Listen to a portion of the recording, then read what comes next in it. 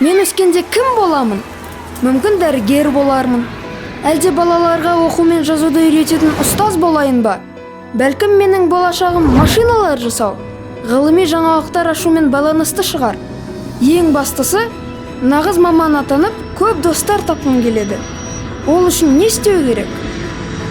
Ахмет Байтұрсынов атындағы Қостанай өңірлік университетінде заң бағыты бойынша ақпараттық коммуникациялық, технологиялар, педагогикалық, инженерлік, әлеуметтік гуманитарлық, ауыл шаруашылық ғылымдары бойынша 140-тан астам білім беру бағдарламалары бар. 3 деңгейлі білім беру жүйесі қалыптасқан: бакалавриат, магистратура және докторантура.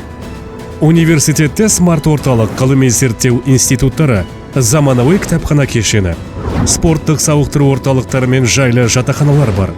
Шетелдік университеттермен ынтымақтастықтың арқасында сіз шетелде білім алып, бірден 2 университеттің дипломын алу мүмкіндігіне ие боласыз. Қостанай өңірлік университетінде аймақтағы жалғыз әскери кафедра жұмыс істейді. Бар болғаны 2 жылда сіз әскери билет пен запастағы лейтенант немесе кіші сержант әскери атағын ала аласыз. Өңірлік университеттің студент ретінде стартап жобалар байқауларына қатысып, бизнес әлеміне алғашқы қадамыңызды жасаңыз. Сізді жарқын және қызыққа толы студенттік өмір күтеді.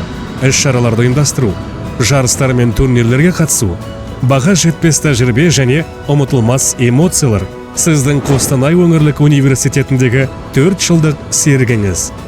Байтұрсынов университетінің студенті атану сіздің жарқын болашағыңыздың кепілі. Мен өз таңдауымды жасадым. Есіңде болсын, бәрі өз қолыңда.